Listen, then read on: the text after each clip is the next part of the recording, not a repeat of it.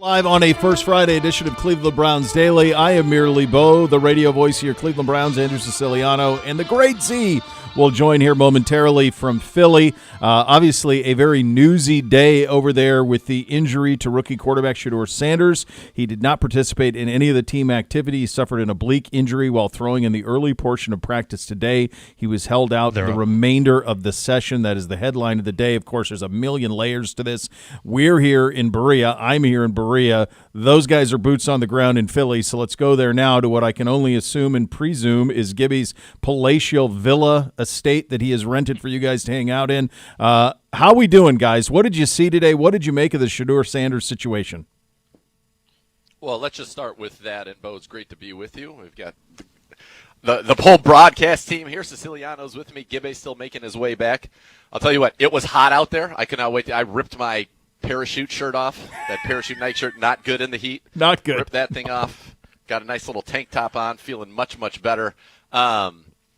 So I think the big story is Shadur, and then we can get into practice. But, you know, an oblique injury for a quarterback, we're certainly not doctors, but doesn't sound good. It just is a strange rash of non-contact muscle injuries for our quarterback room, 3 of them, and the young 3, which is kind of wild when you think about it, that Joe Flacco's the only one that's avoided that. But, yeah, you went there today to really see Shadur get some work and hopefully continue, you know, what you saw against Carolina, get a chance to progress, and then it didn't happen. And you could just hear everybody going. As soon as we're watching one-on-ones, and Andrew and I I'm like, he's not getting any reps.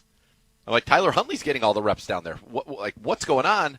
And then you get in the team, and all of a sudden here comes the third team, and it's Tyler Huntley and not Shadur, and just nobody really knew. And then all of a sudden it was, you know, made clear, obviously, after the fact that it's this oblique injury, and it's a tough break. I think it's a terrible break, quite frankly. I'm obviously not happy about it.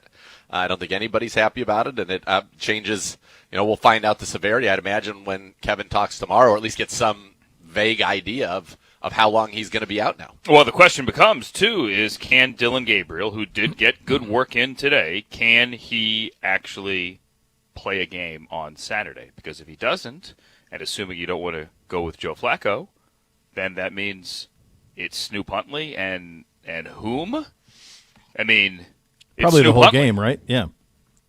You'd have to think. Yeah. Which would be, if you think about it, would be such a tough situation for this football team, because that does not aid in the development of anybody. Snoop Huntley is unlikely to be on this roster week 1. I would say highly unlikely to be on this roster week 1, and that I don't think – I mean, all you're trying to do is get a look at these young quarterbacks. Now, Dwan Gabriel participated in all the 11-on-11s. He was running sprint outs and boots. I mean, it certainly looked to me like this is somebody that would be able to go on Saturday, Andrew. Yeah, he looked okay. It all depends on how he feels when he wakes up tomorrow morning, how he feels later on this evening after treatment. Dylan was on the podium afterwards, and he was pressed repeatedly, are you ready to go? Are you good to go? Can you play on Saturday? What's the plan? And look, he put his hands up and said, guys, I don't know the plan. Like, we'll see. But, yes, I do feel better. I'm progressing every day. I thought it was interesting as well. Both somebody asked him, you know, it wasn't a bad question, a leading question, but kind of with the preface, well, obviously you're frustrated here, the hamstring, and he cut him off. And he said, hey, no, just so you know, I'm not frustrated. I'm not. Continue the question, please. You know, hey, like, I'm living in the moment. I'm fine. Day by day, we're good. I'm getting better. Yeah, it's I don't even know how to make sense of this, guys. I mean, 2 quarterbacks with hammies, and now Shadur with the oblique. Somehow the 40-year-old is the only one who's healthy. It's just so crazy run of bad luck. And I guess that's what it is. And now, you know, potentially it feels like you're going to be deprived of seeing Shadur at least this week. I mean, obliques, that's never good.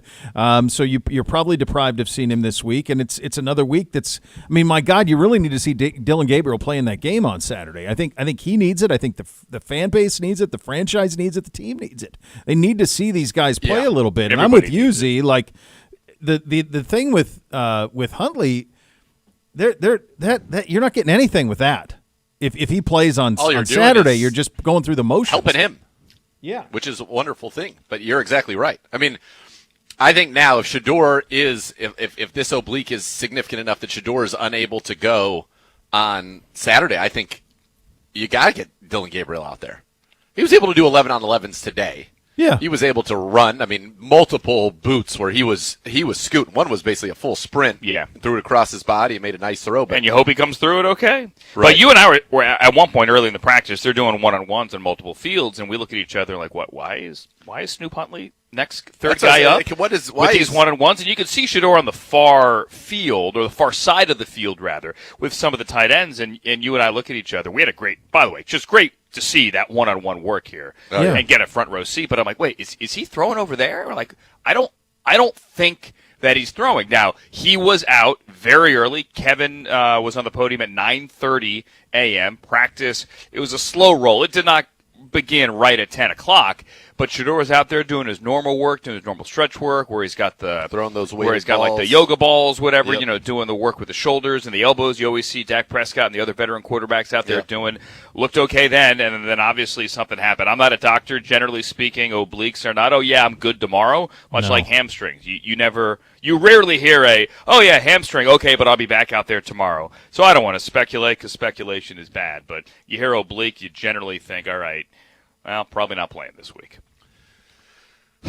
Yeah, and I mean, I guess I did just speculate, by the way, but you know what I'm saying. No, but I mean, that's what we've got to do at this point. I mean, well, we don't have anything else. I don't want to speculate, but let me speculate. It's one of those ones where, tough. like, I don't know if it's always been this way, but it's kind of one of those things when you do the availabilities before practice, this is kind of what can happen, right? I mean, I don't know if we've always done it this way, Z. You would know better than me. At Ohio State, they always talk after practice as opposed to before. But I don't know if this is something we've always done before practice in training camp, or sometimes is it after? What's weird is we've talked before pretty consistently this year. We have, if you think about it. Uh-huh.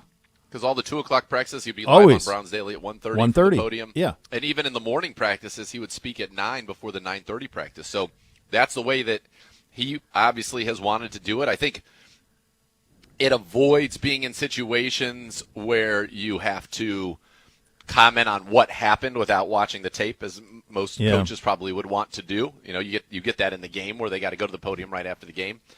I don't know. It is an interesting one.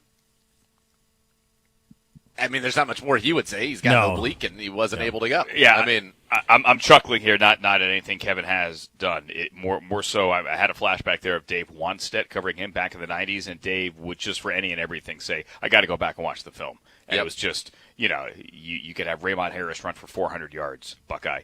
And then, hey, Dave, what happened? I got to go back and watch the film. Dave, he ran for 400 yards. Got to go back and watch the film. Got to watch the film, yeah. So this changes this week a great deal because, what I think we were all curious about is, would his rep count go up? Would it not just be the count, but also the quality of the reps? Would that go up based on what we saw on Friday? And now we're not going to get an answer to that. And so you're kind of on a treadmill here, not going anywhere in terms of trying to see things develop at that position in regard to Shadur Sanders. Now, for Dillon Gabriel, provided he can be healthy this week and wakes up tomorrow feeling good, as Andrew said, well, now away you go, bud. You got a chance here to put a stranglehold on the backup quarterback spot because Kenny Pickett, we haven't got into that yet. He didn't throw today in any of the stuff, right? No team? 7 on 7 on 7 and he 1-on-1s. did. Yeah. Same as he's been doing. Same as for the he's last been. couple But again, weeks. no 11 on 11 work. No team. No.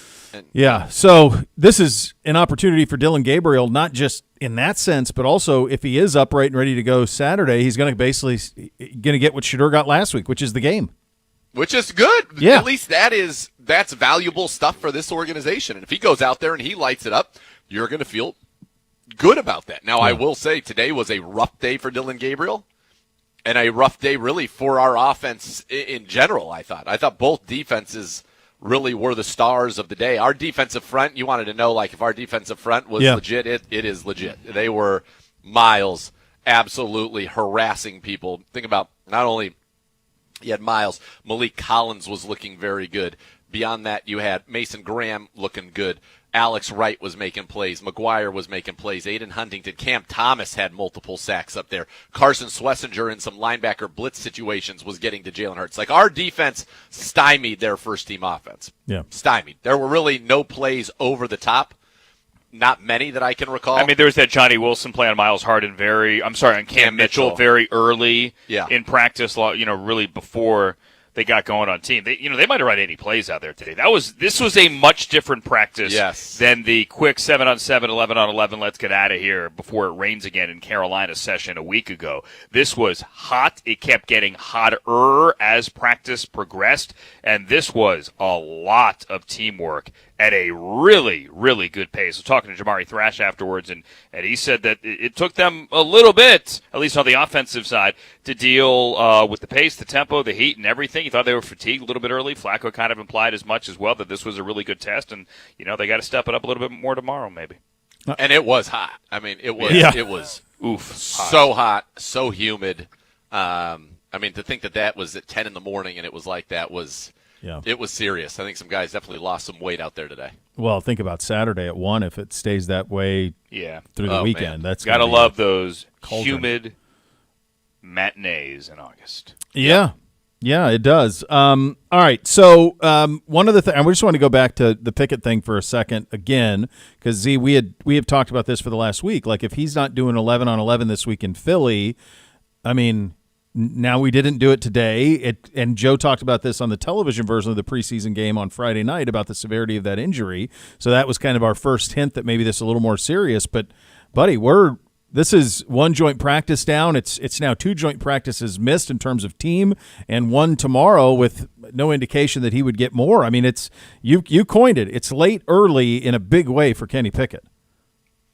Yeah, and I think at this point, we said it. If tomorrow holds and he does not participate in the preseason game, then I think that, by next Monday or by Sunday or even post-game Saturday, you could have, the announcement of Joe Flacco as the starting quarterback of the Cleveland Browns for the 2025 season. Now, the injuries and, what the depth chart looks like behind him, I think is muddier than ever. I mean, when you said Snoop Huntley likely won't be here, I thought, well, hold on a second. We got to get there. Yeah, same. You know what I mean? We got to get there.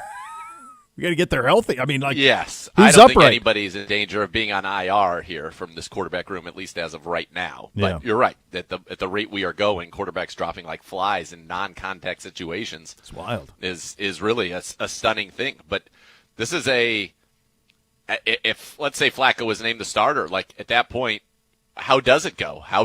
What does that depth chart look like? We know that Pickett was kind of in competition to start, but I don't know that you can assume automatically that he's the number 2 because you want, I think, and need to see these young guys. But, will Dillon be ready? Will Shadur be ready?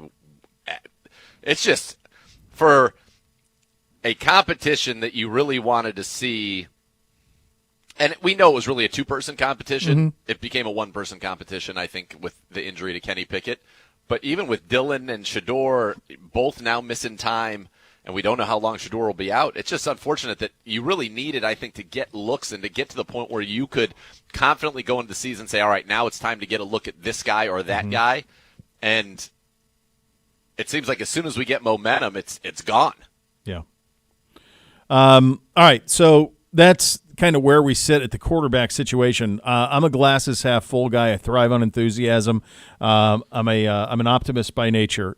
You mentioned the defense. This was what we were curious about, right? I mean, this is what we were curious about, was how would this defense, which has wrecked our camp and wrecked Carolina, but this is different. This is the defending Super Bowl champions. This is the best roster in the NFL by my estimation, and I think a lot of people's estimation. How did the defense go? By the way, did I see this right? Greg Newsome was not a participant in the team? No. Okay. Correct. So even without Greg, and obviously you're down MJ too, how did the defense hold up? You gave us a little teaser there. Sounds like more than well. Yeah, just kind of going through my notes here from the first 7-on-7s. Devin Bush got an interception to Jalen Hurts, and in the 7-on-7s, I thought it was an overall very good session for the D. Nothing down the field except they got a corner route to Dallas Goedert on the last play. In the first team period defense, Alex Wright was basically playing as the starting defensive end opposite Myles Garrett the whole time, was typically on the left side rushing against the right tackle, but they did flip that a lot. Couple times. Later in practice, Myles lined up left and Alex went right. Yeah, so they had in this period they got that deep ball that you talked about, Johnny Wilson, who's like 6'6". He's a tight end within 12 months. He is a 6'6", 228-pound receiver out of Florida State. It was a 6th-round pick a year ago. He looked solid. I will say that. He looked very good, I thought. made that big catch over Cam. Then you got a sack from Miles and Carson Schlesinger, another sack from Schlesinger, Miles pressure, and then they were basically just forcing checkdowns and runaways. And they really weren't getting anything in the run game either, which was good. In the second kind of defensive team period, Malik Collins, who was in the backfield a lot today, had a nice tackle for a loss. Mason Graham looked like he had a sack. My next note was D-line has been dominant. Then they got down into the red zone, and there was a miscommunication. A.J. Dillon caught a little kind of flare for a touchdown, but they really had nowhere to run, and our pressure was immense on Jalen Hurts. In the third one, Devontae Smith got a big kind of catch and run, again working against Cam Mitchell, who was struggling on the outside, I thought, a little bit. Shelby Harris got to the quarterback. Ralph Holly got to the quarterback. Miles again to the quarterback. Cam Thomas for a second time to the quarterback. And then on the last one, it looked like they had a sack from about 5 people, and Hurts tried to throw out of it. Hickman got a pick. They're forcing checkdowns, blowing up screens. Another Cam Thomas sack. He was all over the place. Dwan Jones had a PBU. It was just overall, I thought, a pretty solid day, honestly, for the defense. And on the last play of the whole thing, Christian Holmes, who just joined the team, the former draft pick of the Washington Commanders out of Oklahoma State, got a PBU. I thought, all in all, defensively, very, very strong. Offensively, very much a mixed bag. Although I would say the thing that I thought we did the best, Andrew, was run. There were a couple nice runs from Ford and a couple nice runs from Dylan Sampson. Dylan Sampson opened the 11-on-11 as the first back in there, and then Jerome Ford swapped in pretty quickly. They were going back and forth. There was that one Flacco, kind of an out to the sideline to the left there to Jerry Jeudy that beat Ringo, where Ringo almost got a hand on it. He was torched a couple of times by Jamar Chase this past Thursday. The opener corner is an issue here, potentially opposite 27. Why am I drawing a blank? 27. The rookie, the second-year player, Quinyon Mitchell from Toledo. So Flacco threw a couple of nice balls. But, yeah, overall the offense, not a lot to write home about. So Harold Fandon going into the backfield, lining up as an H-back, as an up-back. That was nice to see. He is going to be used a lot and in a variety. I know you guys saw a lot of that as well on Monday back in Berea, but they're going to use him all over the place. Yeah, I guess so this kind of fits into everything that we've talked about in the lead-up, right, Z? Like this notion of, look, we're going to play great defense. We're going to try to win games by controlling the ball, by controlling the clock, by getting off the field with our defense, putting our defense in position to succeed. But then you have to be able to have a couple of things you can count on offensively. It's feeling more and more like it's going to be Flacco. That's pretty obvious at this point. Did you see enough? And again, this was the biggest test you can have, right? I mean, this is the Eagles.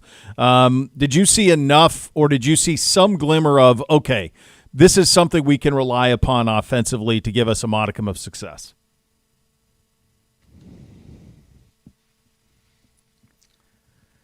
Yeah. Good use of modicum, by the way. Yeah, very good use of modicum. Yeah, we know what the formula is, and I thought in terms of the biggest thing to watch today were the trenches, and I held up well there. So I do think that this is a team that is going to be on that. And then with Flacco, it was kind of the mixed bag, right? But the big ones, there was a big deep over to Jeudy and a big comeback to Jeudy. Mm-hmm. Those were the big plays. But this is a team that's its blueprint, Bo, is going to be there is going to be a blueprint for success. This is not a team that's going to, I think, win games in a variety of ways. I think it is going to win following a very, very particular model. And that O-line's going to have to stay healthy. Let's just call it like it is. Yep. It massively has so to stay healthy. I always feel, and today was a little bit different. You don't get a real read on what you can do in the run game unless you go to a joint practice or unless you actually get to a game. But you're not going to play your ones in the game. So what do you know? To me, the run game on week 1 is always a huge question mark. You have stuff you have schemed up. You have stuff you're saving for week 1 against the Bengals. You have stuff you're like, oh yeah, what is Al Golden going to do against this that you're not going to see out here today? There's no filming. Eagles went around today and were telling fans, hey, put your phone down, stop filming. Yep. I'm sure some stuff got out there, but teams are protective even these days in what they show in joint practices. Browns don't play the Eagles this year. The huge question mark is, to me, and I'm, Bo, like you, I am the optimist. Monday was a good day for the offense. Today, not so much, right? It is, we got a couple of weeks to go. Do you just see run the ball, play action magic and stuff that Kevin's got in his back pocket week one, and you kind of shock the world offensively. I don't know. We have a long way to go before we get there. My gut tells me, yeah, you're going to see some chunk plays week one in both the run game and the play action game. Matter of fact, I'm almost certain of it. Listen, today's not that day to see it, and you didn't see a lot of electricity. Listen, the fact of the matter is, when you have Joe Flacco as your quarterback, it is not going to be dink and dunk. Ball control, nope. 75% completions or 70% completions. It's going to be, okay, we're going to hit a couple of these big shots, and that's how we're going to switch the field, and that's how we're going to score. I mean, when he was our quarterback, that's what it was. He threw for over 300 yards every game, but there were chunks every single game, deep to Amari. Go to that game, the Texans. The first play of the game was a 60-yarder to Amari. 265-yard Amari Cooper that day. That's right. So that it's got to be. And when you're talking about the Bengals, our defense I think is excellent. Yes, we've held them down, but clearly the Bengals are doing everything in this offseason as it relates to their football team to avoid the pitfalls of their slow starts of recent years and losing games like they did to the New England Patriots that ultimately cost them the playoffs. And I think when they look at their schedule and they look at week one in Cleveland, that's a game they feel like they need to win if they want to be, competing for the AFC North title. Everything they did this offseason, everything they're doing in camp is to that, Z. Yeah, it's a must-win for them, for sure, yeah. Exactly. And so that's not a game, I mean, and maybe it is. You never know in the NFL how these games play out, but that's probably a game you're not going to win 17-13. Well, that'd be nice, though. It'd be fine. I don't care if you win it 1-0. Impossible, but who knows? Technically not. But, that's a game where it feels like you're going to have to hit some chunks, and the defense has been their Achilles heel. So that's a game it feels like Joe Flacco should be able to be prolific in that game, and we're going to need it. We're going to need it.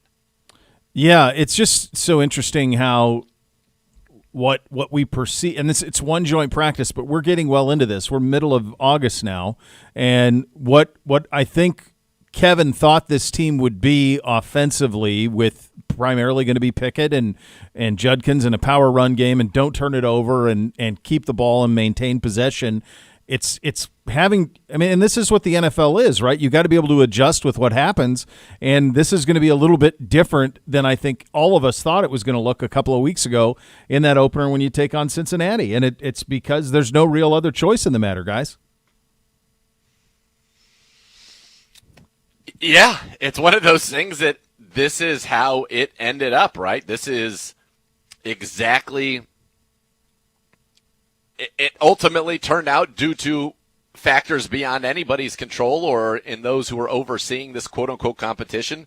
It really ended up not being a competition. Mm-hmm. So whatever plan that the Browns began training camp with and what they thought it was going to be, which – I think was that Kenny Pickett was going to get an opportunity as a former first-round pick and still a young guy who could have been the answer here, that he was going to get his shot.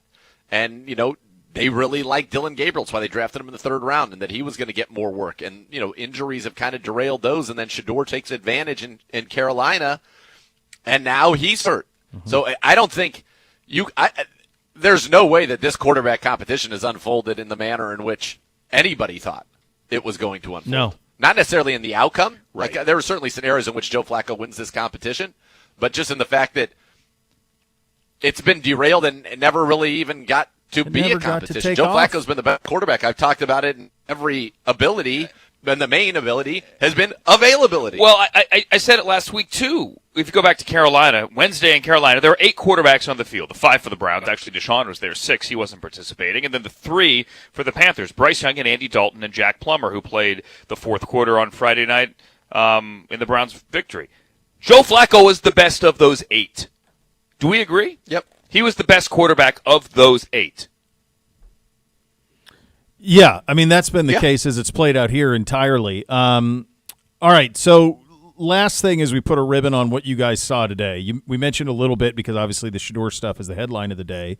You mentioned Gabriel and back in. You mentioned him in the boot game, and that offensively it was a bit of a struggle.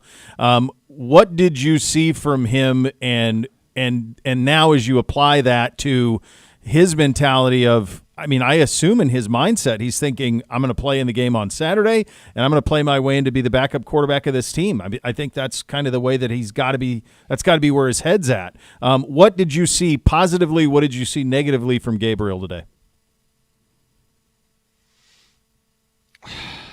Negatively, I saw some errant throws, some overthrows, some of the things we had seen at various times, throughout camp. I'm pulling up my notes here. All right, Gabriel. Couple overthrows, couple checkdowns. I think, in the tracker, they said he was 6 of 19 today. He had a real nice throw on a touchdown to Gage Larvidan. Yep, in the red zone. In the red zone in the back corner of the end zone. That was really, really nice. He actually had a nice ball to Jamari Thrash. I was about to say James Thrash. Jamari Thrash that was ripped on a deep dig that Thrash dropped that he should have had. Judy dropped one early.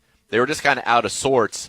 But the best one was definitely the throw to Larvidan in the back corner of the end zone. I think that was probably the best that he did there. And then he had a touchdown to Travion on like a swing pass down near the goal line as well. It wasn't sharp. And then he had the one where he rolled, I want to say he was rolling left and threw back right to Keyshawn Johnson. Mm-hmm. That was a good play. Little shallow cross. Yeah. Yeah, that was nice. Listen, I really do think, and people are going to think we're selling sunshine after Nathan just, listed his notes from Dillon Gabriel today. I do think that there is a gamer aspect to Dillon Gabriel, much like Shadur, that when we get out there, assuming he is okay to go on Saturday, I think people are going to be pleasantly surprised. And I'm not just trying to wish that into existence.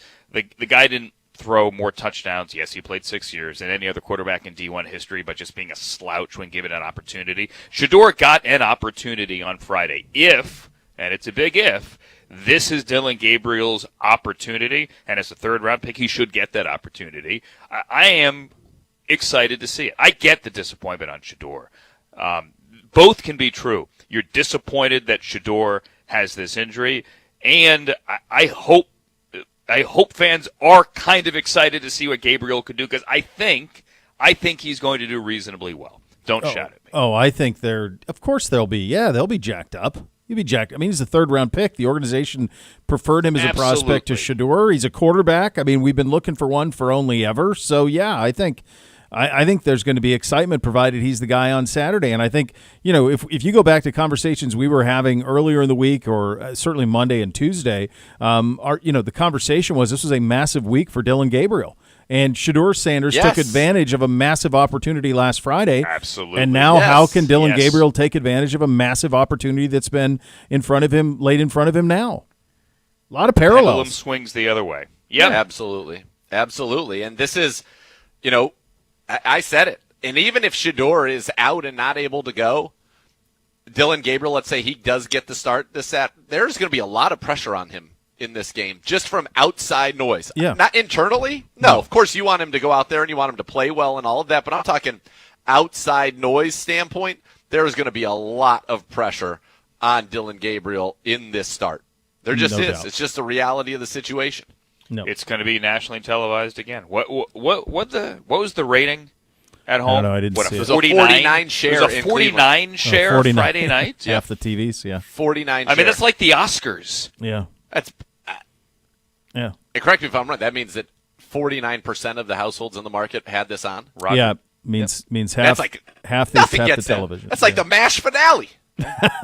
Big Guards win that night over the White Sox. Welcome to Brownstown. Welcome to Brownstown. Of course. This is what happens. Of course. Obviously. Yeah. All right, those are your hot topics. 2.5 million people watch nationwide. Sorry. No, you're fine. Those are your hot topics today, presented by University Hospital, official healthcare partner of your Cleveland Browns. Coming up next, Kevin Stefanski with a press conference before the practice. We picked out some highlights we want to share with you on that side of things. We will do that coming up next. We're off and running. Cleveland Browns Daily, presented by Bally Bet, official sports betting partner of your Cleveland Browns. Please bet responsibly.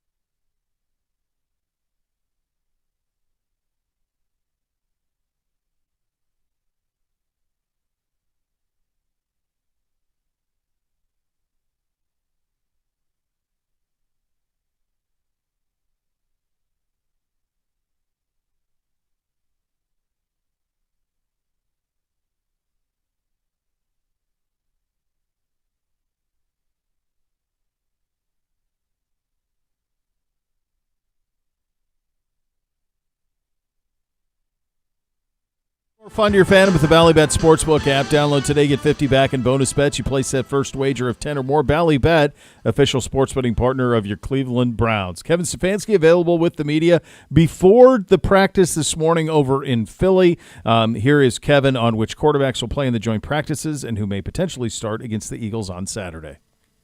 No major update. Kenny will continue to be in there in 7-on-7. Dylan's doing better and will continue to get more team reps. Is he on track to potentially play? I think we have to get through today and tomorrow, Daniel, before I know that for sure. Kevin, after the Charlotte game in Charlotte, you said Shadur would get plenty of reps in the next game. If Pickett and Gabriel can't play, would he start? Yeah, I guess if those guys could not play, yes. Yeah, and we're working through that, Tony.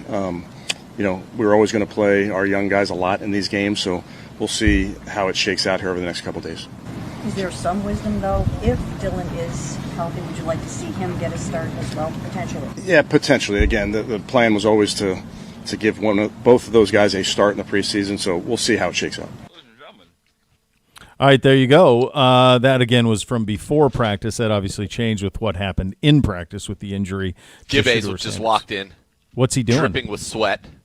Why? He looks unhappy. Well, tell him to hit the masseuse. Like an angry grizzly bear that was just let out of captivity. I'm sure. Well, that would be a frolicking bear.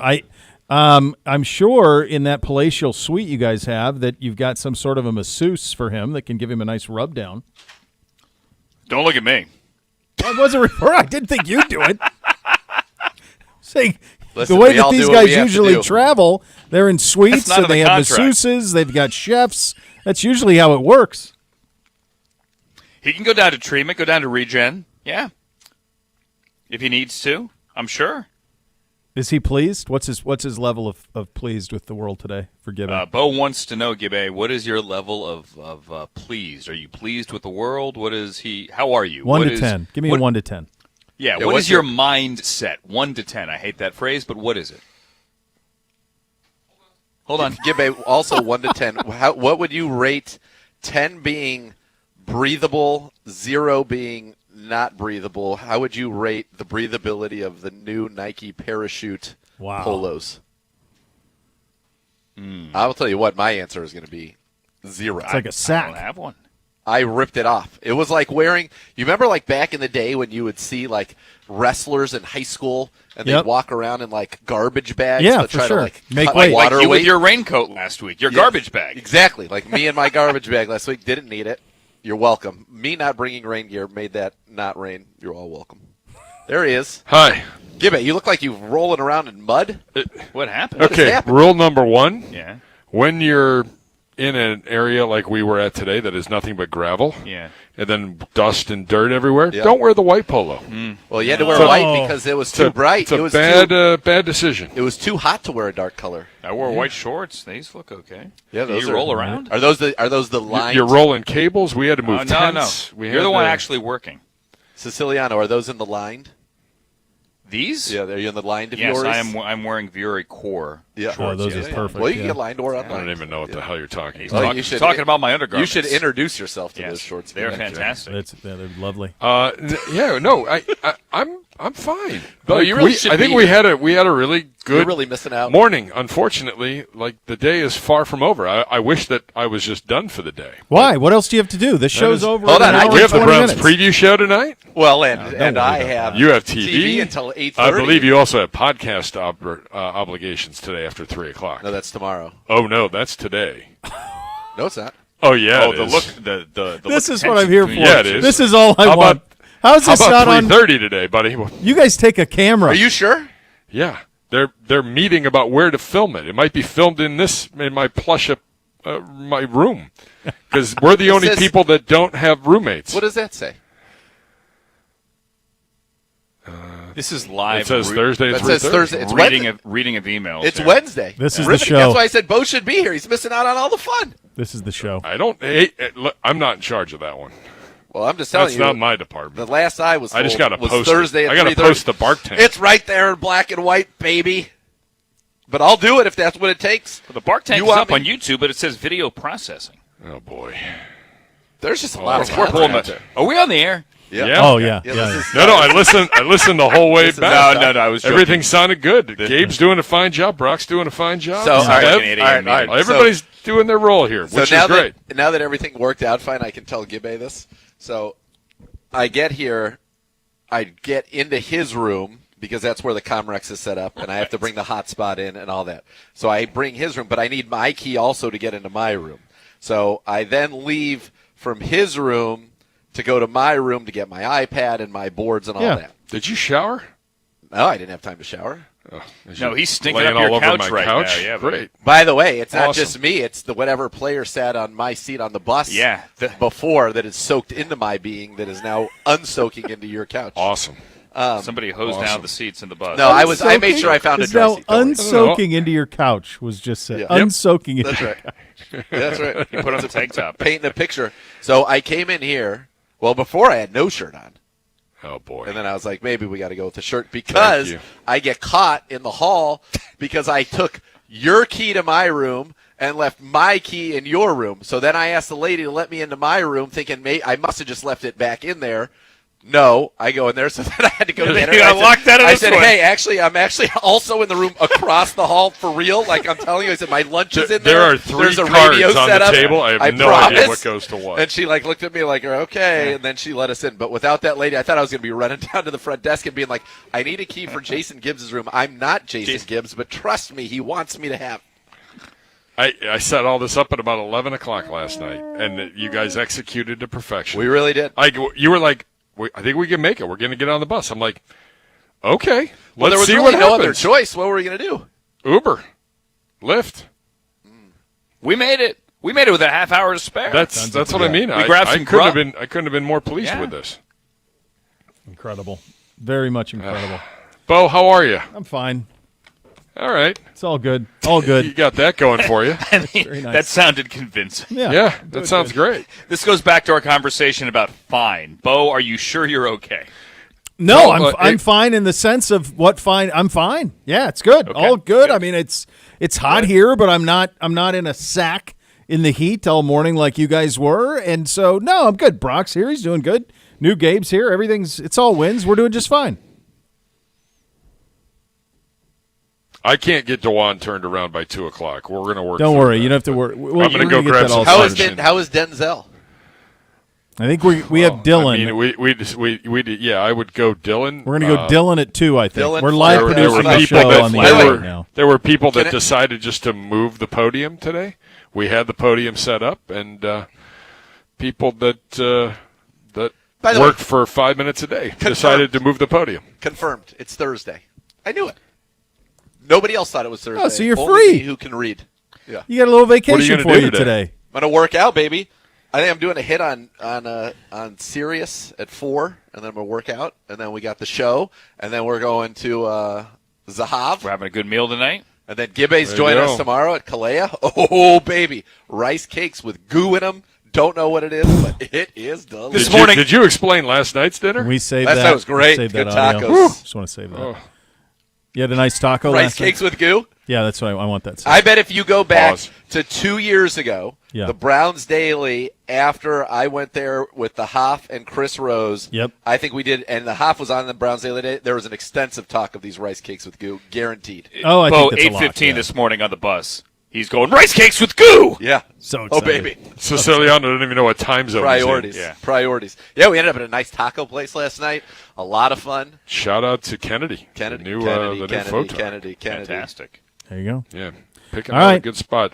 All right, we're going to hear Flacco at the Like, podium. all right, do you need- That's fine. You guys can do whatever you want. I'm going to go grab lunch. Those and I'll be ready back. for the I'll next get the level one is turned next. around. Yeah, The it's next like, level you is idiots next. in that It's, hotel no. room. You guys handle this from here on out. Gibby is going to go line up for the Taylor Swift album drop. Oh, that's today, man. too. Big Yeah. news in the Zagura household. My kids were juiced. That's tonight, right? When that drops? Yeah, they're saying the over under on. Apparently, you can wager on these things. Not us; we're not allowed to, obviously. But people who are able to wager on such things, that it will do more than 26 million views in the first 24 hours. That seems like a lot. It seems. I agree. Seems it seems like a lot. an insane amount. Yeah. I will say our standards are low, though, because there's a kid who does like Crash Royale breakdowns on YouTube that gets like 7 million hits. So I don't even know what any of it means anymore, guys. I have no idea. But I'm guessing it'll be a big deal. Mr. Beast laughs at all of us. Yeah, there you go. All right. When we come back, Joe Flacco at the podium. You're listening to Cleveland Browns Daily. It's presented by Bally Bet, official sports betting partner of your Cleveland Browns on 850 ESPN Cleveland.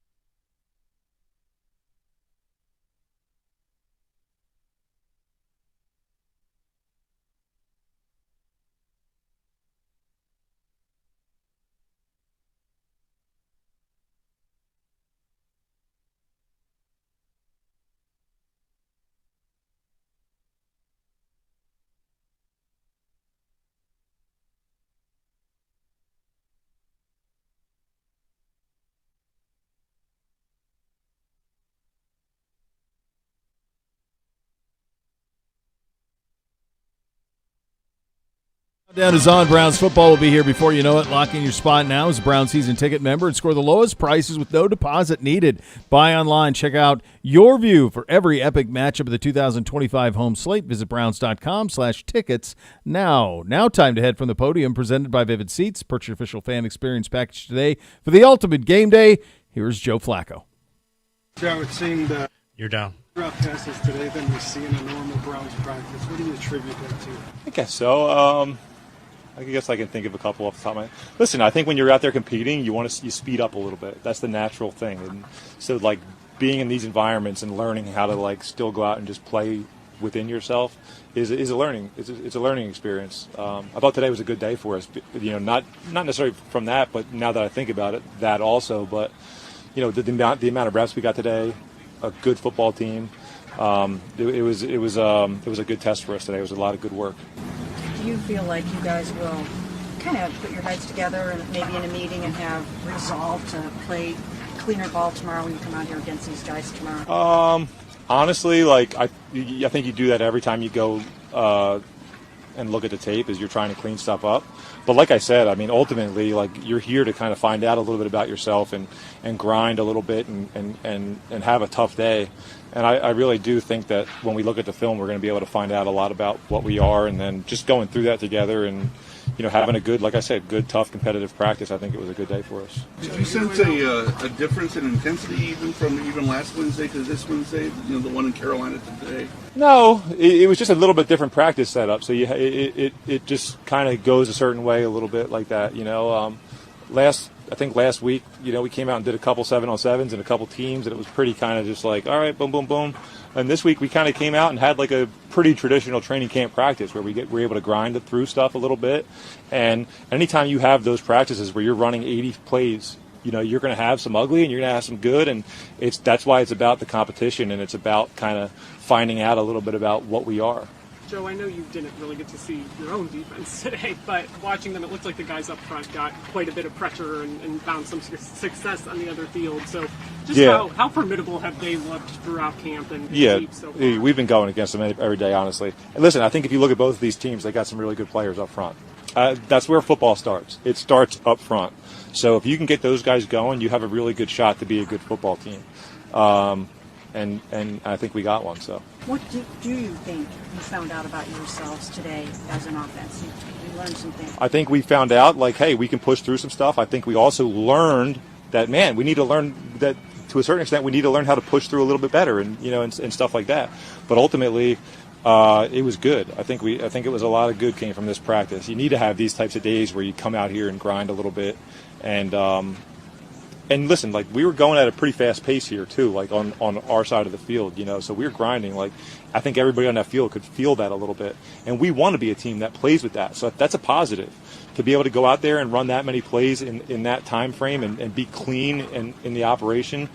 I think that was really good. I think you could feel that on both sides of the ball, where guys, you know, it felt like we were running a lot of plays.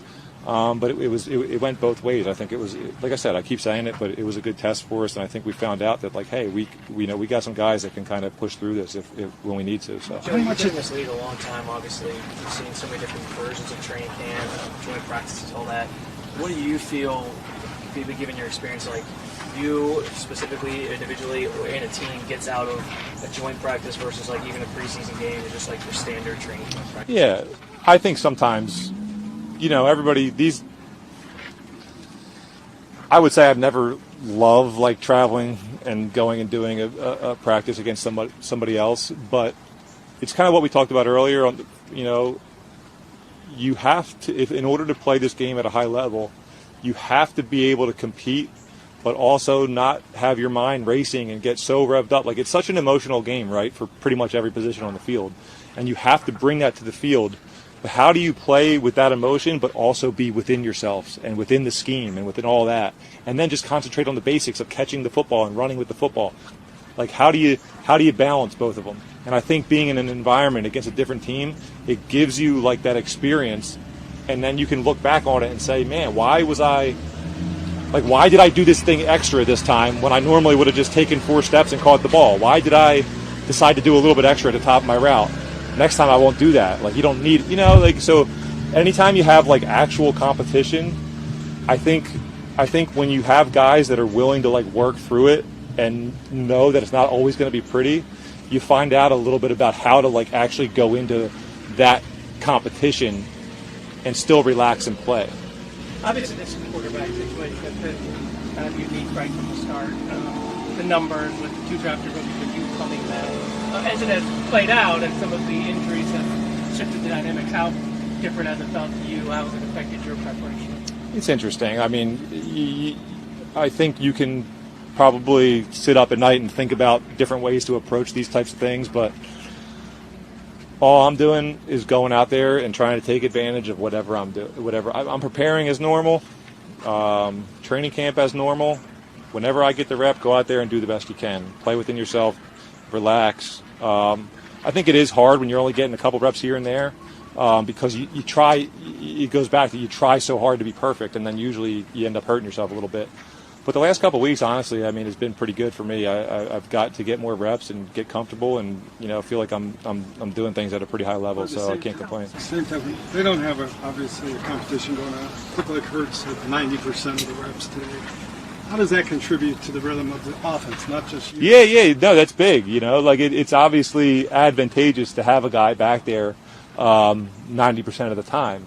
And you get going with everybody. You get to hear the cadence. You get to see how he operates and see how he does through tough times and good times. And yeah, that's all great. But in this league, the situation isn't always just laid out for you perfectly. You got to be able to adapt, and there's no excuses once it all starts. It's about winning football games no matter what. And that's the way I approach it. Joe, Shadur, the team told us that Shadur suffered an oblique injury in early throwing drills. I'm just wondering, you know how tough that must be on Shadur to have to deal with something like that. But did you have any words of encouragement for him? Did you know that was going on? And just kind of, what are your thoughts on it? Yeah, he said something about it, and I don't know what can I do? Oh man, sorry, man.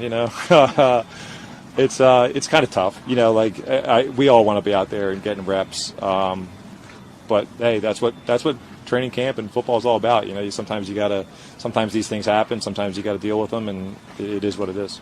Dylan's coming back, from a hamstring. How have you noticed him kind of progressing, as he's gotten back into a flow of getting more, team rep type of stuff? Me and Dan were just laughing. You guys like to ask me about these guys, and what if I just said honestly though, guys, we're in that room together and we're all doing things together. But when it comes out in this field, I'm not super worried about what Dylan's doing to get back from his hamstring. I'm focused on us getting better and us doing the best we can against Philly, and that includes him. You want to see him get out there and have good reps and do those things. But as far as him coming back and getting ready, listen, I know he's itching to get back out there. Anytime that when you're young and you're in a quarterback room that's having a competition and you don't get to be out there every day, that's tough. So my message to him would just be hey, don't press. Just go out there and be yourself. Just because you missed a little bit of time here and there, that doesn't mean that you have to go out and do extra when you get out there. Just go play your game, And so if there was a message for him, that would be it. From a measuring stick standpoint, how valuable is this to go against the number one defense from last year, the Super Bowl champions, for you guys to really see where you're at? Yeah, I don't know. Sometimes when you get in practices like this, I don't know if you can truly say, oh man, we won today or we lost today, but you can find out about how tough guys are and the guys that stick it out and really stick their nose in there and step up to the occasion of playing against a good team, and they're not afraid to do it. And, you don't think that would happen at this level where you get guys that maybe get a little bit timid in certain situations. But, hey, people are, there's human nature in some things. And so I think you get to find out a lot about the mental makeup of your team in these environments. And, once again, I think that was a good job for us today. Just a couple more. What was your impression of the Eagles' defense? They've had a lot of pieces change since last year. For sure. It's such a small sample size. They look like they have some dudes up front, and they have some experience in the back end, whether that's experience of years in the league or just guys that have a good feel for the game. And they're very well coached. I know that. So they got a lot of things going for them. Kevin said early on in camp that he wants to make a decision on who the starter is sooner rather than later. Do you kind of get the sense that, especially knowing next week he kind of likes to treat it as like a dress rehearsal, that this week is going to sort of set the stage for that decision to be made? Kevin's Kevin, man. He's the one in charge, and I'm not really looking into when he's going to do things and why he's going to do things. As I've said, I'm just kind of going out there and being myself, and feel really confident about what I've been doing. So that's all I can do. He's a man. He's 40. He's past Karen, baby. He's a man. He's 40. Like he's fully formed. He doesn't need the nonsense, boys. He's worrying about his business. Of course. Perfect. Great answer, real answer, and appropriate answer. Like, the trainers are worried about Dylan's hamstring. I'm worried about playing quarterback for the Cleveland Browns. Like, this is a competition, and I'm winning it, and I like that. It's like, what do you want me to say? Yeah. Like, I feel for the kid, but, like, when I'm out there, I'm not going to the line looking across at Jalen Carter and then turning back around going, Dylan, how's your hammy? Right. No. It's funny that he dropped I talked to Murph. I knew you guys would ask this. The thing that is funny is we all know that, and probably younger players know that too, but he is so fully formed and so comfortable in his own skin and so past caring that he just says it. Like, a lot of people think it, but they just all right, let's play the game. I'll give you the answer that you want. And he's just like, guys, come on. What are we doing? What are we doing here? Can we also get out ahead of this right now? I guarantee you that is going to be aggregated into angry Joe Flacco doesn't care. I don't know. About you think? Rookie quarterbacks. I hope it is not. Please do not make it that, because that's not what that was. I hope maybe I have a slightly more faith in humanity. I don't think it will. I think everybody understands his spot, and you have no faith in humanity. You just got attacked. But look, yesterday I literally said out loud, hey, don't aggregate this. And then it was aggregated. Then it was totally taken out of context and edited and words put in my mouth. As I said, hey, I looked at the camera, don't take this out of context and aggregate this. And then it did. But it was. There you go. Yep. At that point, you're asking for it. All right. We will hear from Dylan Gabriel about his health, about what he expects for this week. That is coming up next in the second hour. You listen to Cleveland Browns Daily, presented by Ballybet, official sports betting partner of your Cleveland Browns on 850 ESPN Cleveland.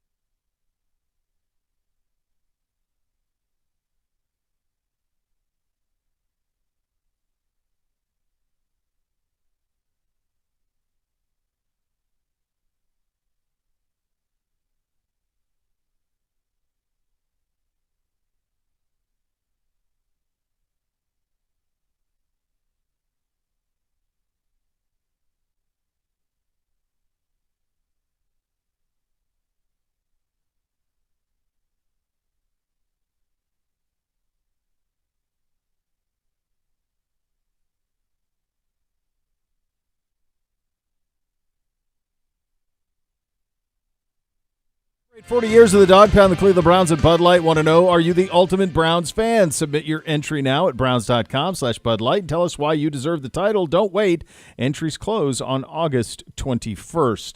If you're just joining us, the headlines over in Philly today at joint practices, the oblique injury to Shadur Sanders. Z was over there. Siciliano was over there as well. Gibbe was over there. What was kind of your view of this, Z, and when did you realize it was something much more serious than potentially, well, much more serious than nothing, which is how the day started? We were confused. We had no idea. He just wasn't taking reps, and we're like, they're doing one-on-ones. What's going on here? Why isn't he getting any reps? And then we inquired, and people didn't really seem to know. And is it injury? Is it discipline? Are they going to start him Saturday, therefore they just want to rest him, which wouldn't have really made any sense. But everybody was... left with idle time here, trying to figure out what the heck's going on, coming up with all the crazy theories, and then turns out something didn't feel right. I don't know. Did you see something not feel right? I didn't. No. I mean, whatever. It happened, probably far away from where we were standing, and he said something, and that was it. We never saw anything. It was really only became a thing when we saw that he wasn't participating in the one-on-ones. We're just like, I was like, I couldn't quite understand. When Tyler Huntley was like, up third on one-on-ones, that's when we both went like, wait, what? And we love Snoop, but there's no reason for him to be throwing one-on-ones ahead of Shadur. We all know that. Right, and then you were like, have you seen him throw a rep yet? And I was like, no. I said, have you seen him throw a rep yet? You said no. And I said, huh? Yeah, it was Kelsey Russo, who's our staff writer, who, when I saw her tweet, that's when I became aware, because I'm doing the morning activities, and I'm doing what you are, except I'm doing it on air, and I'm going, what is going on? Like, what's transpiring over there? It was crazy. So it wasn't until I saw her tweet that I was like, oh, that makes sense. And that's basically the life that everybody lived, was until there was some sort of definitive reason why, you just were left to wonder what is going on. So you got it. It was bad news. And so an injury there for Shadur Sanders, and who knows the severity of that. You won't get an update from anybody with us until tomorrow, I would assume, on that, when Kevin has his pre-practice availability. So that's kind of where that one stands. So what you did get was Joe Flacco, who we just heard his podium session. We're going to get to Dylan Gabriel's podium session in just a second, but I did want to we went into this a lot Monday and Tuesday talking about what a massive week this was for Dylan Gabriel. Not just with 11 on 11s, but potentially also in the game on Saturday if he can get there healthy. How did it start for Dylan? So. And Andrew, feel free to jump in. I'll go pull the notes up again. I'm with you. Listen, I don't know that anything in the passing game. I thought there was some I think take Flacco, Pickett, Gabriel. They all had good reps in one-on-ones. Yeah, especially Judy continues again to be the guy. Losing guys. I thought Cedric Tillman used his big body well in one-on-ones as well. But Deontay Johnson. Yes, absolutely. But when it came to team drills, there just weren't a lot of big pass plays, guys. There's no other way to say it. Joe Flacco operated the offense a little bit better. He had the one deep one to Judy on a deep cross. It was like definitely the play of the day on offense. He had another deep comeback to Judy that just got in. Over the hand of Ringo. It was good. And then you had the touchdown from Gabriel to Gage Larvin. Those are probably the top three throws. More of the highlights came honestly on the ground, as we talked about. Dylan Sampson, Jerome Ford both had some nice runs. And then defensively, because Nathan and I were standing in between the two fields, and we were kind of like ping-ponging back and forth. Look here, look there, look here, look there, like a metronome swinging. And every time you looked over to the defensive side of the field, to our right, you saw Myles Garrett, Carson Swessinger in the backfield. You saw the defense flying around. And then you flip it over to the other side. You saw the Eagles' defense flying around. So basically, on these two fields, it was the defense ruling the day. Yep. And it's not as if there weren't any positives or good plays to report back with the Browns offense. There just weren't that many chunk plays at all. For either side, to be quite honest about it. I mean, for either side, it was a day of the defense. That's really kind of how I graded it. That's how I saw it. It was a day of the defense, and that's good news for our defense because that's a very good offense. And obviously, we know that. Like, I don't think anybody would preseason have us as a top 16 offense in the NFL. No. And I think that's reasonable. That's just, unfortunately, that's the reality of it. We kind of looked on par with that. We had our moments. I think we did some things that would have allowed us to be efficient, but really, to me, it was our defense that was the story. For Dylan, it's, man, was he good on Monday. And I thought that was kind of a high-pressure situation for him, coming off of Shadur's game Saturday and all the buzz. But today, mix, I mean, I think the tracker, again, had him at 6 of 19. He's had a few days where you're just – the completion percentages don't even make sense, really, for the situations. He had the one where 3 of 14 he had a day. Dylan Gabriel is obviously talented. He was very successful in college, big-time programs. What you hope now is that with this injury to Shadur, that he is absolutely able to go, and you hope, let's get him 50 plays. Let's let him get into a rhythm. I would love to see that. Because Shadur, for example, when you go back and watch it, I think we remember all the good, but it took a little while to kind of get things going. And then when it did, I thought it was very good. So I'd love to see him get that type of real opportunity over an extended period. And, there are, my colleague Charles Robinson at Yahoo said yesterday that, under the assumption that Shadur was going to play, and who knows now, that, hey, Vic Fangio is going to throw him some curveballs, right? Vic Fangio wasn't going to just play all vanilla. And he did that a little bit last week against Cincinnati as well. Well, Carolina didn't play vanilla. Carolina blitzed a lot. But that Fangio, obviously did some stuff last week against Cincinnati, and that he was going to do that this week against Shadur. Well, you know what? Do it against Dylan Gabriel. Let's see what he can do. Speaking of Dylan Gabriel, he was at the podium after today's session. Let's have a listen. Was it a little sloppy offensively from Jones today? You're done. Yeah, I think always there's things you'll take away from practice that you want to clean up and get better from. But that's with everything. Any practice, game, walkthroughs, there's good, there's bad, and there's things that you want to improve on. So, Dylan, there's been obviously a new development today with the team telling us that Shadur suffered an oblique injury early on in throwing drills. And I'm not sure what you know and what you don't know. But it looks now like you're probably going to get the start on Saturday. And so can you just talk about the opportunity that presents for you? I have no clue what's going to happen. I'm just right where my feet are. But time will tell. And we'll see what happens. But that's up to the coaches. And, we got a lot of time up to that point. And if you do get the start, what are you looking to show? You've been out for a little bit with your own hamstring. Yep. How frustrating has that been, and what are you looking to show if you do get out? Yeah, no frustration, just things that you got to get better from, and things that you got to attack. There's times where you're trying to get better and things don't go your way in that way, but it's just daily work to try and get back. And I try to just stay in the moment. I'll look forward to that moment once it comes and be right where my feet are. But, I've known the best competitors have be present and be themselves by competing at a high level, just one play at a time. So we'll see. 100% now? We'll know here soon. Have you ever dealt with a hamstring injury or another soft tissue injury like when you were in college or anything? Yeah, occasionally. I think when you're competing for a long time, there's times within the college periods or there's training or whatever it may be where you have some time away and then you get right back. So it's just working through that process. Just based on how you felt out there today, do you feel like it's, hey, we want to throw you out there to start this game? Do you feel physically like you'll be up for that? I don't know if I can answer that question, but I will say I do feel better from day one, and it's just been a good progression.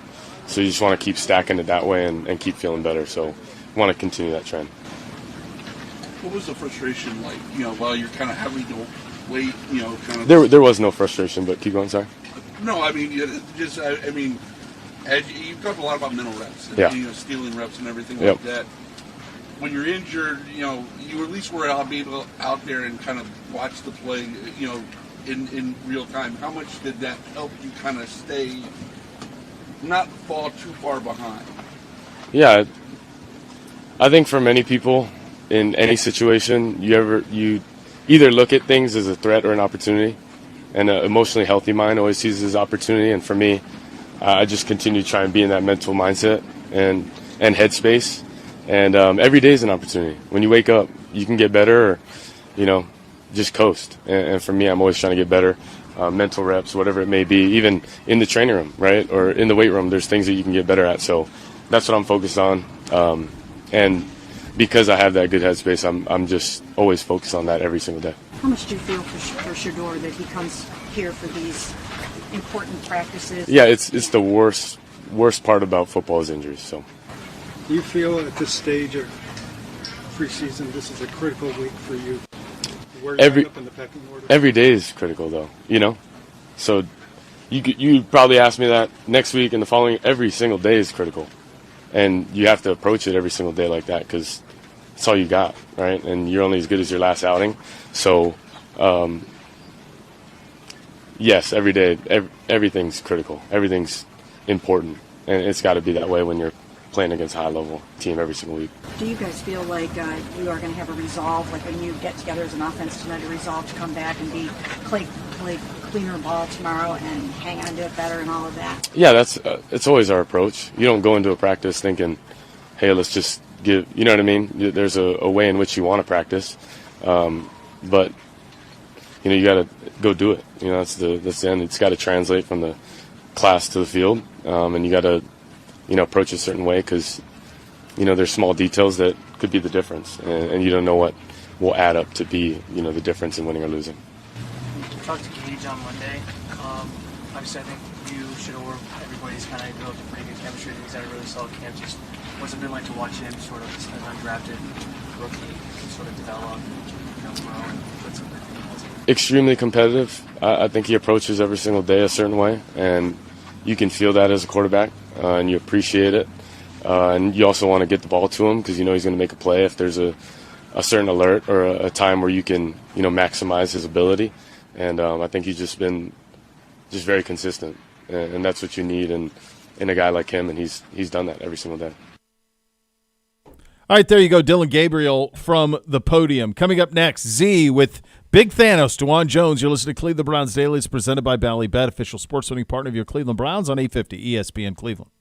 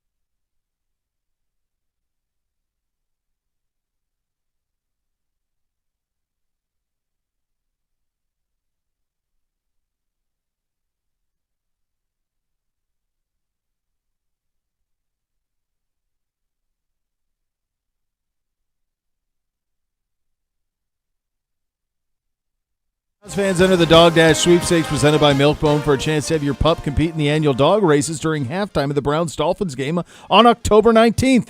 Grand prize includes 2 season tickets for the 2026 season and Milkbone for a year. Visit clevelandbrowns.com/milkbone to enter. Now here is Z one-on-one with Dwan Jones.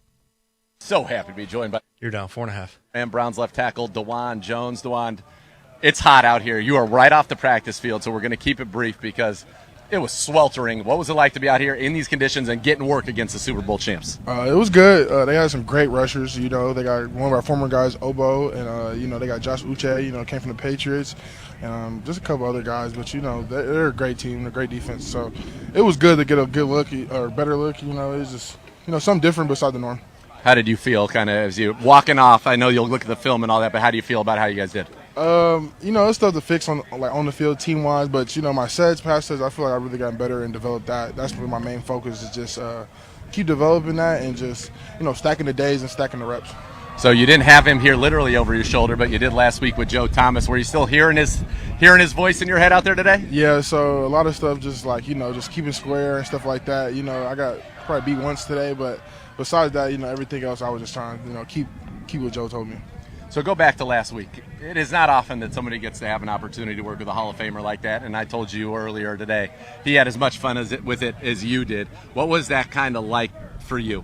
It was dope. That he has that type of trust and he believes in me. He knows that, I can be special, and, that really helps me out just knowing that there's other people besides, the coaches and stuff like that. There's outsiders, Hall of Famers that, are wanting to push me to be, great and good. And I love that, and I can only just embrace it and get better.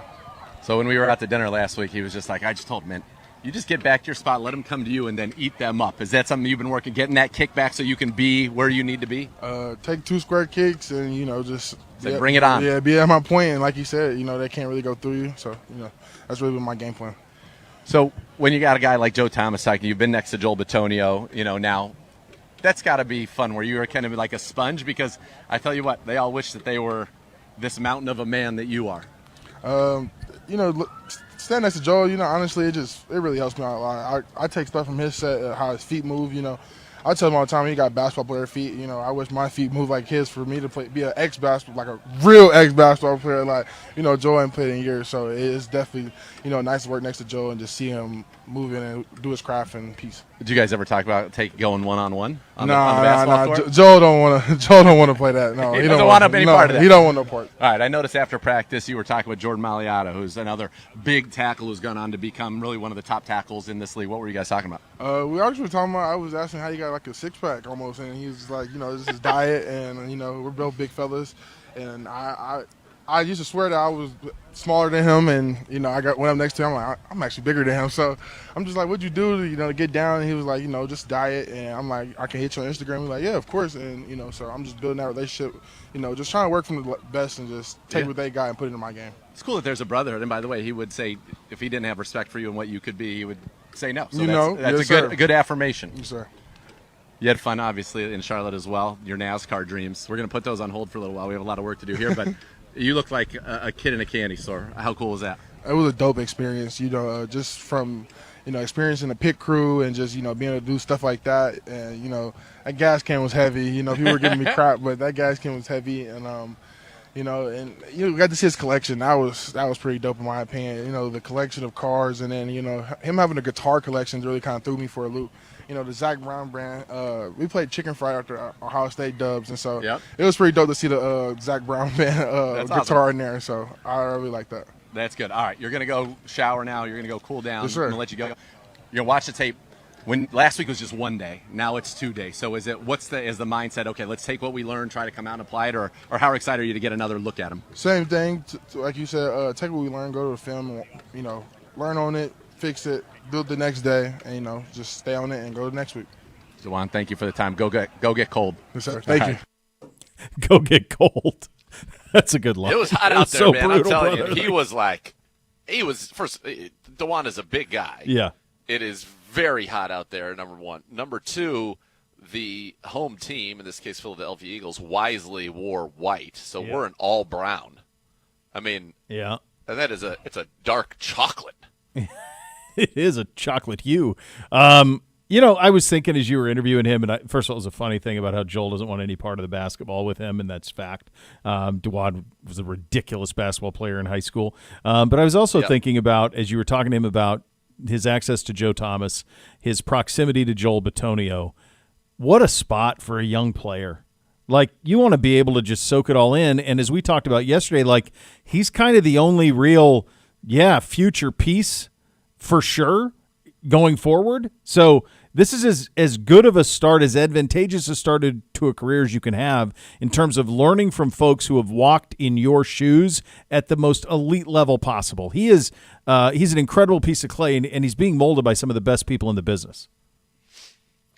Yes, and I think that it's because they see the potential in him that they are willing, guys like Joe Thomas and Joel Bitonio, to invest so much of their time and share their wisdom, because they know it's number one, it's not falling on deaf ears. He has the respect and is putting in the work to better himself, and that they really believe this is a guy that can be a perennial Pro Bowler. And so it's a great thing for the Browns. And even though Hoff is right now, I think he's north of the border doing some fishing, and I believe he caught a 42-incher. He was very excited about that. His daughter Cameron got the biggest fish so far, but he's still in contact with him, and he's still That's awesome. It's a cool relationship, and you know how much I love Dwan, and then the Hoff's like family, so to have them, this joint relationship and working together, I think is really, really awesome. It's just incredibly beneficial it's so beneficial for Dwan and his ceiling and what he can be, and the ceiling with him is truly as high as he wants it to be. That's how much talent is there. We'll go around the league, get you set for what you can expect tomorrow at joint practice number 2 between the Eagles and the Browns. You listen to Cleveland Browns Daily. We're presented by Ballybet, official sports betting partner of your Cleveland Browns. Please bet responsibly.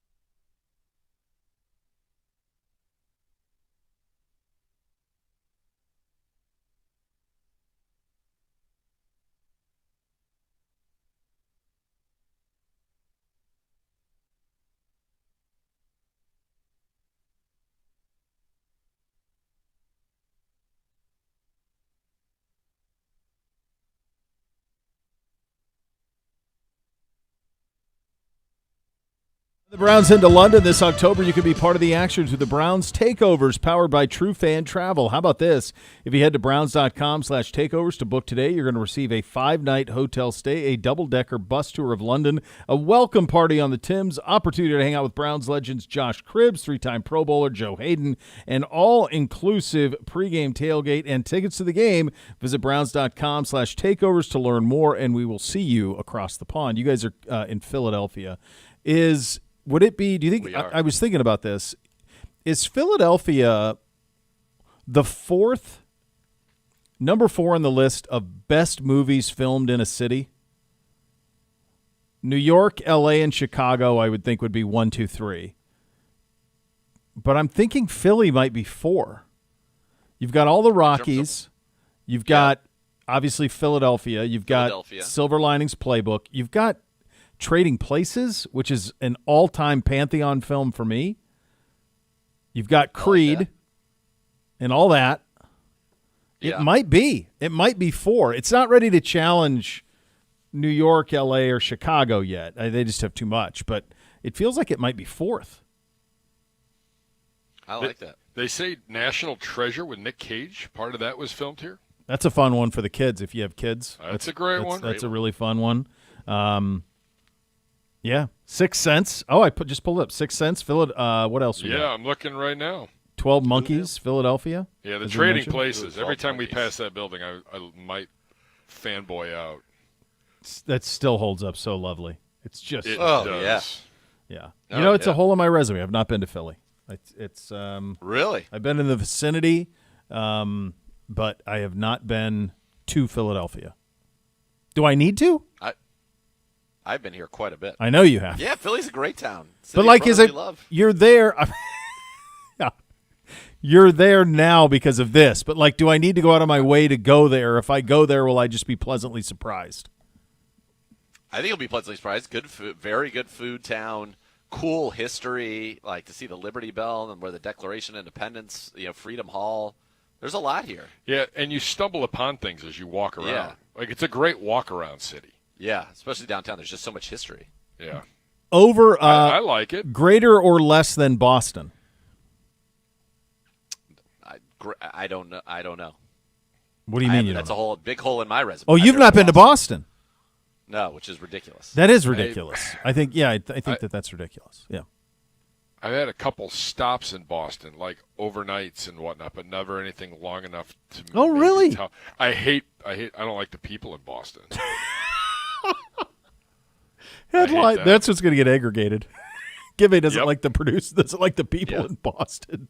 That's right. Boston's pretty great. It's a lot bigger than you realize, and it's easy to get around with the public transit. Roads are a little crazy, but my guess is like Philly, the history is just dripping everywhere you go. So I wonder if those two have a little bit of something in common. All right, let's do around the league here quickly, gentlemen. To the surprise of no one, James Cook agreed to a 4-year, $48 million extension. I wish we could get to a point where we could just understand that none of these holdouts or hold-ins matter at all. They just don't. So don't take the bait on it. Jerry Jones had a lot to say in Dallas today. I don't know if you guys caught all of that, but he had a lot to say. He likes the drama. He's got to stir it up every now and then. He loves stirring up the drama. His team is worth. They had a stat today. He bought the Dallas Cowboys for $150 million. For every dollar he spent at the time of purchase, it's now worth $87.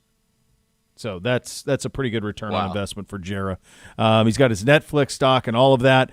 I didn't realize this. For all of this that's being reported as if him and Micah Parsons can't see eye to eye, and Micah Parsons, it's personal. You've seen Get Up and stuff talk about this. I was talking to a Dallas guy this morning, and he goes, Mike is at every practice in Oxnard. He's with the team. Yep. Like, how bad can it be? Yeah, clearly not that bad. No, not at all. So Jerry today said I heard he had said he had cancer. I didn't realize it was stage 4. Stage 4 melanoma, yeah. Who does? Jerry Jones had it for a decade and beat it.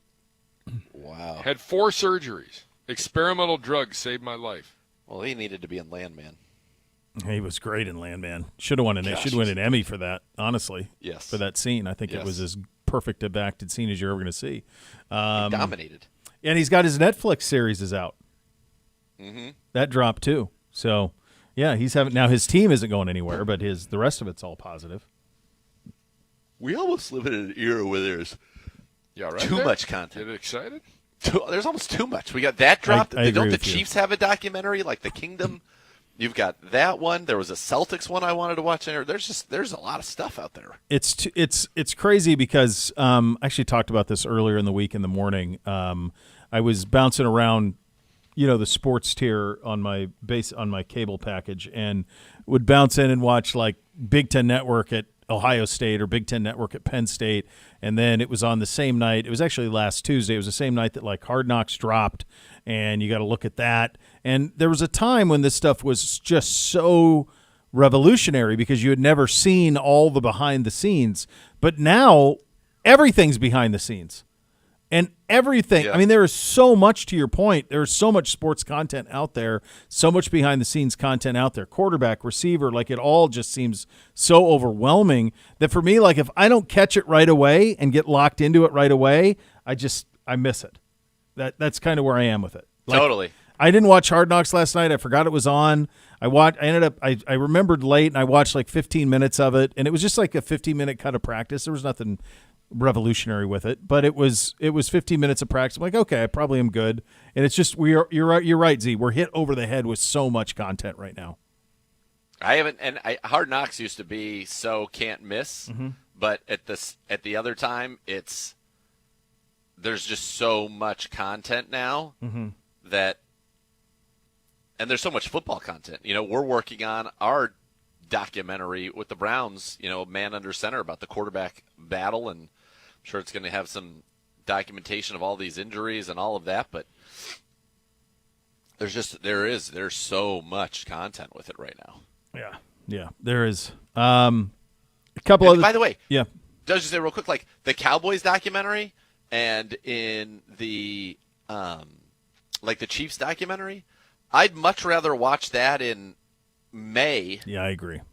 When I'm missing football and I can relive it, than now. I couldn't agree with you more. It's the wrong time of year for it for me too. Like the Jared doc, the other thing about it, and I don't know what the Jerry doc's all about, but we're in this era now where it's sports washing, where it's started with the Jordan one, where it's like Jordan, yeah. It's not a lie if you believe it, or I'm going to tell the story the way that I remember it versus the way it actually happened. So I think those things also kind of feed into that a little bit, don't you think? Like, what am I actually getting here? I'm getting your version of the truth. Yeah. And I'm sure it'll be entertaining. Like the Playmaker alone is going to be worth the price of admission on that one. By the way, can I just talk about something I pulled up ESPN.com while we were talking. All right. This is the first headline on the top headline section. I'm going to read it verbatim. All right. Browns quarterback Sanders injures oblique, skips practice. No, that's not it. That's not what happened. That is incorrect. Skips practice makes it sound like I just decided to not show practice. up. Yeah, I'm skipping practice. No, he sure is unable to practice. Injures oblique, unable to practice. Right? Yes. Yeah. That's what we do, right? I mean, we're getting a click on that, click. And then that's the win for the people who write the headline because that's what their concern is. So that's the part that's a little tricky. Sicilian, I know he's not in the room, but I see he's weighing in on the Cowboys doc. Yeah, so he went to the Cowboys here Monday. I saw that on his Insta. So it's really good. Episode 3 is all the 92 NFC Championship game. Amazing stuff with the 49ers game. Now I'm into that. I'm definitely into that, but at the same time, not now by though. 92. 92. You hit me over the head with that. I think I'm out. I think I'm out in 92. 92. When did Joe leave? 91 or when did he leave? That's what I'm looking. Maybe I'm still in. Maybe I'm still in 92. If our internet could what's happening? The internet's awful. We can't get onto the one account that we're normally good at using for being on the road. No, I'm out. Yeah, out. No, he was the trade fraudster MVP can't even go to the Super Bowl that year. The trade took place on April He was 20th of scorching the grease. 1993. 93 was the trade to Kansas City. Siciliano's knocking on the door. But Steve Young started the entire 92 season, went 14-2. Was Joe hurt? He was the MVP. Was Joe hurt in 92? I don't think so. I think that Steve Young just usurped him. That seems impossible. There comes Siciliano. He couldn't handle what we were talking about. He was injured in 91 with an elbow and then didn't play in 92. That's so what 92 I is the NFC Championship game where the 49ers had Andrew Siciliano was back, ladies and gentlemen. Literally, there's a knock at the door. I'm like, hold on who the hell's here? Well, I mean, all right, just so we can Siciliano's in another room listening. Cavalcade of men coming into Gibby's room here. Hold on, just a second, just so I can paint an accurate picture for the audience. Siciliano left because you had some other activities that you had to do, some other work. But he was listening. He was dialed in. I'm listening down the hall. He was listening down the hall. He goes, I got to come back on the in. YouTubes. I appreciate it. So great. It is an 8-part doc. It's called The Gambler and His Team. It's not all just about the life of Jerry Jones, although there certainly is some of that in there. At the premiere Monday, they only really showed episode 3. They showed a 6-minute chunk of episode 1, which is great. But then episode 3 is really the 92 NFC Championship game, where the Niners were the team of the 80s. This is the Steve Young MVP. Steve Young MVP 14-2 season. Yeah. And this is the chance for the Cowboys to knock off the team of the 80s and get back to the Super Bowl. And you remember the NFC Championship game at Candlestick? Yes. I mean, it's like 10 feet of mud on the field. All I remember is 2 Charles picks. Haley revenge game. The early touchdown wiped out a deep shot to Jerry Rice on the opening possession. There's a hold. They have Young and they have Aikman and they have Irv and they have Emmett all sitting down talking about this. And that episode is also a lot of flashbacks to Jerry Jones coming up through Arkansas as a young man, his childhood, his playing football with Jimmy Johnson. Amazing stuff with the two of them as roommates, like old interviews with Jimmy and Jerry as college students on TV in Arkansas. That's cool. I mean, there's some amazing footage in there. And that was only episode 3. That's what they screened on Monday night. That episode, like I was thinking of you, Nathan, honestly, as like trip down memory lane. Sorry, bad memories there for the 49ers. It is really good stuff. I'm sure. Steve really Young good throws stuff. 2 picks. Yeah. I'll tell you what's What's pretty amazing as we're revisiting this Montana stuff. Z, you probably remember this. I did not. He wins the MVP in 90. Montana wins the MVP in 90. He gets hurt in a preseason game in 91. In a preseason game, misses all of 91 and most of 92 with this elbow injury. I mean, I didn't remember that he missed 2 seasons. Yeah, because he played in the regular season finale. He played, and then he was the third string quarterback in the playoffs behind By the way, Young and Bono. By the way, went 15-21 for 2 touchdowns and a quarterback rating 126. No big deal. And Steve Young talks about this in the show, is that in the 92 championship game, you want to talk about pressure. You're playing to go to the Super Bowl. Joe Montana is healthy enough to come in and relieve standing there on the sideline if you can't get it done. Jeez. And he's like, we went 14-2. I won the MVP. And there's Joe Montana standing there. Well, Joe won the MVP in 89 and 90 and was the Super Bowl MVP in 90, which was, by the way, the 4th of his Super Bowl victories. No big deal. 3rd time No MVP. big deal. What's Steve Young? 1-time jabroni. Listen, if the other 7 episodes are as good as this, and yes, I'm told they do obviously look at all the bad stuff off the field there as well. There's an episode, I'm told, that is Nate Newton? pretty much exclusively about Michael Irvin. Let's go. So there's a lot there. Let's go. That's That's what I want. For that. That's what I want. They did a panel Monday night after they got done with Jerry and Irv and Emmett. Al Michaels led the whole thing, and Irv's the best. Of course he is. You guys know him. I'll be honest. The fact that they didn't contact me to send them my video that Irv shot with me at Mastro's for this film, where he's telling the story of standing on the star. How many times do you that he'd won on every level? How many times do you think he's done on every level? In the locker room. On a phone. Like a million. I think we're the only ones. We're the only one with that context, that's for sure. To request it. It's amazing. Yeah. Everywhere I put my foot in the sand, I left a footprint of greatness. All right, so much more to come. You're listening to Cleveland Browns Daily, presented by Ballybet, official sports betting partner of your Cleveland Browns on 850 ESPN Cleveland.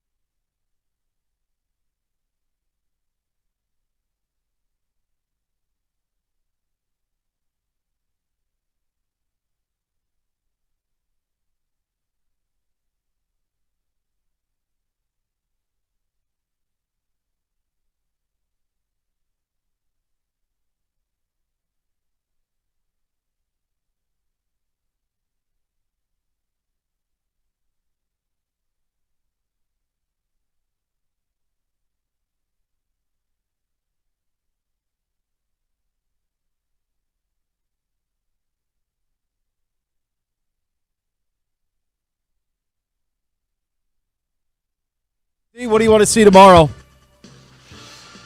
Better performance from the offense. Better performance from the offense. More of the same from the defense and a better performance from the offense. I think that's really where, that's the only thing that you could ask for more on. Because I thought our D was excellent. I thought the front was excellent. So better from the offense tomorrow. So maybe some plays down the field. 1 minute. And that would be fantastic. Be nice if Dylan could get through tomorrow unscathed. Yes. Like to see it unscathed so that he can play. Sure. And get the lion's share of the starts on Saturday. Hello, Gibbe. What is Gibbe doing? I don't know. He's taking my phone. He's looking. Taking phones. He didn't mute it. He didn't mute it.